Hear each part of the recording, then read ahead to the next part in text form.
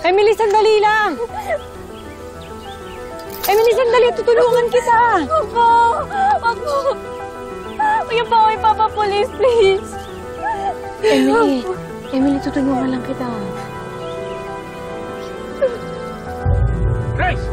Grace! Carlos? Nababawasan ang life force mo. Bakit, Carlos? Kailangan niya ng tulong ko. Nasaktan siya. Grace! Mawawalan Kailangan ko siyang tulungan. Tita Grace, wag na po. Kung mababawasan po yung life force niyo pag pinagaling niyo ako, huwag niyo na pong gawin. Pero Emily... Wag po, please. Wag po. Ang dami ko na po kasi kasalanan sa inyo eh. Hindi niyo po kailangan pagalingin ako. Hindi niyo po kailangan gawin yan para sa akin. Pero Emily, ayaw mo ba na gumaling ka para hindi ka na masaktan? Mawawala din naman po ito eh. Gagaling din po ako. Huwag po kayo mag-sacrifice para sa akin. Hindi po ako worthy. Tulungan ko siyang tumaya. Halika.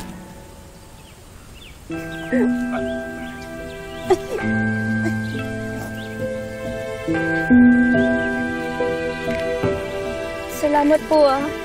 Despite everything, gusto niyo pa rin po akong pagalingin. Mabait pa rin po kayo sa akin.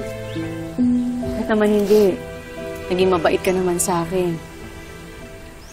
Pero baka pwede mo akong tulungan para mahanap ng fragment ko. Baka alam mo kung saan tinago ni Seth. Sorry po, wala po talaga akong alam. Kahit i-search mo pa po yung memories ko.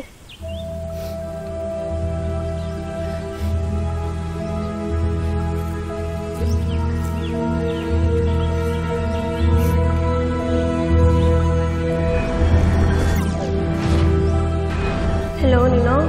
Nasaan ka? The less you know, the better. Wala siyang alam. Ang sinabi ni Seth sa kanya, mabuti na wala na lang siyang alam. Ang hiyayang Seth na yan.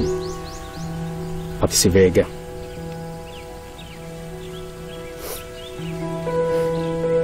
Dati pong pasyente ni Nino si Mr. Vega Santillan. Taga-Abra po siya. Dati po siyang doktor pero nawalan po siya ng lisensya. Sa kanya po hiningi ni Ninong yung timpla ng Truth Serum. Yun lang po talaga yung alam ko. Nagtatago niya sa akin si Seth. Tito Carlos, Tita Grace, sorry po talaga. Gusto ko lang po kasi tulungan si Ninong na makuha yung closure na kailangan niya. Gusto ko lang din po kasi siyang tulungan na mahanap yung mga magulang niya. Naawa na po kasi ako sa kanya. Pero hindi ko pa talaga inakala na aabot po sa ganito yung sitwasyon. Tita Grace, sorry po talaga sa lahat ng ginawa namin. Sorry po.